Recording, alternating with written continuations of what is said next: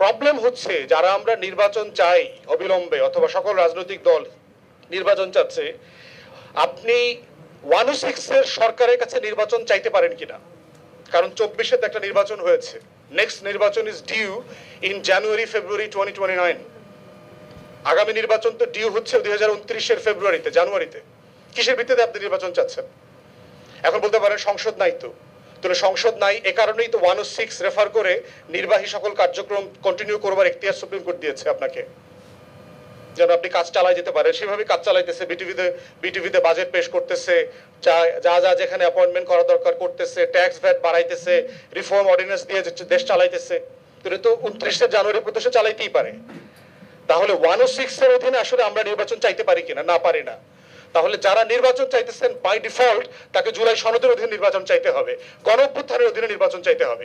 Otherwise ফেব্রুয়ারিতে নির্বাচন চাওয়ার কোনো এখতিয়ার নাই। তাহলে আমরা কেন বলছি জুলাই সনদ ইমপ্লিমেন্ট করাটা এখন জরুরি? কারণ আমাদের অনেক কাজ এইটা ফেব্রুয়ারিতে অবৈধ হয়ে যাবে বাই ডিফল্ট, এবং এটা দরকার নাই, প্রয়োজন নাই। তো এখন প্রশ্ন হচ্ছে যে ইনস্ট্রুমেন্ট কি হবে এটাকে বৈধতা দেওয়ার? বিয়ে সাথে ছাড়া তো সন্তান হয়ে গেছে, ভাই এখন বিয়ে পড়ায় দেন, ইজি তো। এখন হুজুরটাকে বিয়ে পড়ায় দেন, এখন কাজীটাকে নিবন্ধন করেন, সুযোগ আছে তো। তাহলে আমরা যে কাজটা ফেব্রুয়ারিতে করতে চাই সেটা এখন করতে সমস্যাটা কোথায়? কারণ এর থেকে গুরুত্বপূর্ণ কাজ তো আমরা করে ফেলছি, সংবিধান ওলট পালট করে দিয়েছি অলরেডি, আলোচনা করে ইতিমধ্যে আমরা। তাহলে এটা এই ঐক্যমতের বিষয়গুলো আমরা এখন কেন বাস্তবায়ন করতে পারবো না? কেন মেয়েদেরকে যদি আমরা সিট বাড়াই অথবা ডাইরেক্ট ব্যালটে যাই 2031-এর পার্লামেন্টে করবো কেন? 2026-এর পার্লামেন্টে হবে না কেন? মানে আমরা যেটা সবাই একমত হয়ে গেছি সেটা বাস্তবায়নের প্রক্রিয়াতে আমরা কেন ডিলে করবো? এটার ভিতরে কোনো যৌক্তিকতা নাই। একটা জাতিকে আমরা 5 বছর আরো পিছায়া দেওয়া, গিভেন আপনারা 6 দফা পড়েন, 6 দফার বেস ভ্যালু সিস্টেম কি ছিল? এ free fair credible election under civil military authority, whatever it is. একটা নির্বাচন, 66 সালের দাবি একটা নির্বাচন, এবং সেই নির্বাচন নিয়ে 2025 সালে আমরা এখনো কমিশনে আলাপ করছি। আমরা কি মানে আগাইলাম 50-60 বছর পরে? আমি মাঝে মধ্যে যে নোয়াখালীর একটা কথা বলি আপনার, যে নোয়াখালীতে একটা কথা আছে যে হাতে হাডে বেশি আগ্রহ কম। মানে আপনারা মুন ওয়াকিং দেখছেন না মাইকেল জ্যাকসনের? দেখছেন না ওই যে লাইট ধরে, যে মনে হইতেছে না মাইকেল জ্যাকসন যে গতিতে হাঁটতাছে কিছুক্ষণ পর কনসার্টের সীমানা পার হয়ে আসে তো খালে পড়বে, কিন্তু আসলে দেখতেছে লড়ে ডরে না, হাঁটে কিন্তু লড়ে না, একই জায়গায় আছে। সো আমরা 66 সাল থেকে 2025-এর আলোচনায় we are exactly at the square one. এখনো বলছি ভাই আরো 5 বছর পরে করব। What's the point of it? Is it part of the nation building? Is it part of the state building? আমরা কালেকটিভলি যে রাষ্ট্রটাকে এগিয়ে নিতে চাই, কেন আমরা সেই রাষ্ট্রটাকে 5 বছরের জন্য হাইবারনেশনে পাঠাই দিব, পিছায় দিব? প্রয়োজন নাই তো। যে জিনিস আমরা সবাই একমত হয়ে গেছি সেটা এখনই ইমপ্লিমেন্টেশন করা দরকার, যেন দূরবর্তী সময়ের সময় নষ্টটা করা না যায়। ইনস্ট্রুমেন্ট, অনেক ইনস্ট্রুমেন্ট আছে। ইনস্ট্রুমেন্টের সবচেয়ে বড় ইনস্ট্রুমেন্ট হচ্ছে উইল অফ দ্য পিপল। আমরা একমত হওয়া মানে ইনস্ট্রুমেন্ট অ্যাগ্রিড। কাগজে কোন ইনস্ট্রুমেন্ট নাম দিব, এটা কি অর্ডিন্যান্স নামে ডাকবো? ওকে আমি কি বলে ডাকবো? ওকে কি বাবু বলে ডাকবো, খোকা বলে ডাকবো, দাদা বলে ডাকবো, ছেলে বলে ডাকবো, পুয়াপুরি বলে ডাকবো, কি বলে ডাকবো? ইট ডাজন্ট ম্যাটার, ওটা আমরা ঠিক করবো। Will of the people.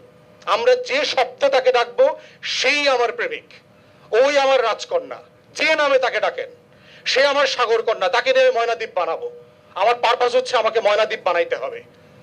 আমি নদীর পাড়ে বসে শুধু ময়নাদ্বীপের স্বপ্ন আর দেখবো না। 5 বছরের জন্য আমার স্বপ্নটাকে হোল্ড করে রাখার সুযোগ নাই। এখনই সাগর কন্যাকে নিয়ে ময়নাদ্বীপে যাইতে হবে, ওখানেই আমার দ্বীপ বানাবো, ওখানেই আমার রাজপ্রাসাদটা বানাবো। অতএব সেই জায়গাতে আমরা বোধ করছি সনদের আকাঙ্ক্ষা বাস্তবায়ন সবকিছু এখনই করা সম্ভব। আমরা একমত হলেই চলবে, যেগুলোতে আমরা একমত হয়ে গেছি সবাই। এবং এই সনদের অধীনেই নির্বাচনটা আমাদেরকে বৈধতা দেওয়ার প্রশ্ন আসতে হবে, শুধু নির্বাচন না, শপথ ইনক্লুডিং। 72-এর সংবিধান এবং 54 সংবিধানের অধীনের যে শপথের তর্ক আমরা গত বছর দেখেছি, ওই শপথে আমরা যেতে চাই না। এই সনদ, মাননীয় এখানে কমিশন সদস্য আছেন, আপনারা একটা শপথ প্রস্তাব করেন আগামী সংসদের এমপিরা জুলাই সনদের অধীনে শুধু নির্বাচিত হবেন না, শপথ নেবেন। কারণ হচ্ছে আমি চুপ্পুর কাছে গিয়ে আর শপথ দিতে চাই না, এটা সম্মানিত না, এটা গণঅভ্যুত্থানের সাথে বেইমানি করা হবে যদি আমাদেরকে এখনো চুপ্পুর অধীনে শপথ দিতে হয়। সিম্পলি 72-এর সংবিধানের অধীনে শপথ নেওয়ার জন্য 24-1400 লোক জীবন দেয় নাই। প্র্যাকটিক্যাল না, এটা প্রয়োজন নাই আমার। ফাইনাল কথা হচ্ছে জুলাই সনদে যেটা মিসিং পয়েন্ট, আজাদির লড়াইতে কোনো দাড়ি নাই। এই জন্য আমরা গণ অভ্যুত্থান নিয়ে যেভাবে গর্বিত, আমরা এটাকে সাকসেসফুল করতে চাই, অ্যাট দ্য সেম টাইম মনে রাখতে হবে এই লড়াইয়ের পরের শূন্যস্থানটার জন্য আমার লড়াইয়ের প্রস্তুতি নিতে হবে। সব কিছু এইবার আমি অর্জন করতে পারবো না, কোনটা প্র্যাকটিক্যালি এখনই অ্যাচিভেবল সেটা নিয়ে আমাকে লড়াই করতে হবে, কোনটা আমি আগামী দিনের ফাইটের জন্য রেখে দিয়েছি। এবং ইতিমধ্যে আমি বলছি যে বাংলাদেশের আগামী গণ অভ্যুত্থানের বীজ এই জুলাই সনদে লেখা হয়ে গেছে।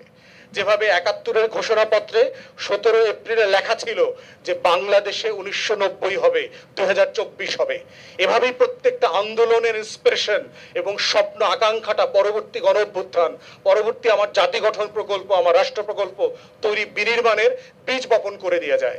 অতএব সেই জায়গায় রাজনৈতিক দল এবং পলিটি আকারে আমাকে দেখতে হবে যে আমার গণ অভ্যুত্থান পরেরটা কতটা ভায়োলেন্ট হবে, আর কতটা পিসফুল হবে, কতটা ডেমোক্রেটিক হবে, এবং কতটা হাসিনাকে ফেলে পালানোর মতো করে করতে হবে। এই বাস্তবতার নিরিখে হচ্ছে আজকের জুলাই সনদের আকাঙ্ক্ষা এবং বাস্তবায়নের তরিকা আলোচনা করতে হবে। আমি ব্যক্তিগতভাবে মনে করি যে বাংলাদেশে সংবিধান আসলে এখন নাই, ডিফ্যাক্টো ডেড। এই সরকার ১০৬-এর সরকার না, ১০৬-এর সরকার এটা না। পলাতক ক্যান্টনমেন্টে থাকা বিচারপতি দিয়া অ্যাপেলেট ডিভিশনে জাজমেন্ট হয় না, এটা প্র্যাকটিক্যাল না। ওই জাজমেন্ট আমি পড়ছি এটা, এবং ওইটার পুরো গল্প একদিন আপনাদেরকে বলবো যদি সময় আসে, এইটা কেমনে কি করা হয়েছে, যে কিভাবে একটা গণ অভ্যুত্থানকে কাগজের ভিতরে খামের ভিতরে ঢুকায় দেওয়া হয়েছে, ১০৬-এর ভিতরে ঢুকায় দেওয়া হয়েছে। যে একটা গণ অভ্যুত্থান কখনো কোনোদিন খামে প্রবেশ করে না, খামকে ভেঙে চুরে নতুন খাম বানায় সে। অতএব সেই রিয়ালিটিতে আমি বোধ করি ডিফ্যাক্টো কনস্টিটিউশন ইজ ডেড। এর মানে কি হাইকোর্টে তারা প্র্যাকটিস করতেছে, উকিলরা তারা কি করতেছে, প্রতিদিন কনস্টিটিউশনের এই ধারা ওই ধারা আমরাও বলি কথা প্রসঙ্গে, আমরা অ্যাজ এ প্রেসিডেন্স আকারে এটাকে রেফার করি, কারণ এটা অফিসিয়াল ল, এটা দাফন কাফন হয় নাই, এটা এখনো কবরস্থ করা হয় নাই, এটা এখনো মাটির উপরে আছে, এই জন্য এটাকে আমরা এখনো রেফার করি। এই জন্য মরহুম বলতেছি না, মরহুম সংবিধান বলি না, এটা জীবিত বলা হইতেছে ওই সেন্সে আর কি। তো সেই জায়গাতে হচ্ছে আমাদের রিয়েলিটি হচ্ছে, আমাদের গবেষণায় আমরা দেখেছি যে ৪৩ থেকে ৫০-এর মতো আর্টিকেল এই সংবিধানের ইতিমধ্যে অমান্য করা হয়ে গেছে। আমরা যারা ধরেন এক্সাম্পল দেই, সংবিধানে বলে দেওয়া আছে বাজেট কোথায় পেশ হবে, বলে দেওয়া আছে না? এই বাজেট নামক বস্তুটা তো এক জায়গাতে পেশ হওয়ার কথা, এই বছর বাজেটটা কোথায় পেশ হয়েছে? তাহলে বিটিভিতে পেশ হওয়া বাজেটের উপরে ভিত্তি করে whether the state and government can collect taxes and VAT, valid question না? আমাদেরকে প্রশ্ন করার বিষয় না এটা? তাদের এই অথরিটি আছে কিনা? আজকে ধরেন as a taxpayer mister Majumdar is refusing to pay taxes. সে বলল যে বাজেটটা সংসদে পেশ করবার কথা ছিল, অতএব এই বাজেটকে আমি ভ্যালিড মনে করি না এবং এই ফাইন্যান্সিয়াল ইয়ারে আমি ট্যাক্স দিব না, এটা মজুমদার ভাই বললেন। Can the government enforce tax? তার বিরুদ্ধে কি মামলা করতে পারবে? মানে এই কোশ্চেনগুলো তো রেজ করবার সুযোগ আছে। তো প্রশ্ন হচ্ছে, প্রশ্নটা আসছে কোত্থেকে? Historical tea party movement, Boston পার্টিতে ফিরে যান। সেই 17th-18th সেঞ্চুরিতে বস্টন টি পার্টির লোকরা ডিসাইড করছে যে whether the British Parliament can raise taxes or impose taxes upon the sugar businessman without consultation. Thomas Jefferson British পার্লামেন্টে গিয়ে বলেছে no, they cannot. সেখান থেকে তো টি পার্টির আইডিয়া আসছে without no taxation, without representation. Historical জায়গা যে ট্যাক্স কে আদায় করতে পারবে? যার রাইট টু গভর্ন আছে, যে গভর্ন করবার জন্য লেজিটিমেট অথরিটি আছে। তাহলে এই যে ট্যাক্সেশনের ইম্পোজ করলো বাজেট আমাদেরকে, যেই বাজেট পেশ করার কথা ছিল সংসদে, সেই ট্যাক্সেশন এখন কিভাবে হচ্ছে? হু আর আওয়ার রিপ্রেজেন্টেটিভ? আমাদের প্রতিনিধি কারা? কে তাদেরকে নির্বাচিত করেছেন? তাদের কি ট্যাক্স ইম্পোজ করার অথরিটি আছে? ইয়েস, আছে। এবং সেটা আছে গণ অভ্যুত্থানের কারণে আছে, সংবিধানের কারণে নাই। অতএব বুঝতে হবে যে অথরিটি কিভাবে তৈরি হয়, লেজিটিমেসি কিভাবে ক্রিয়েট হয়।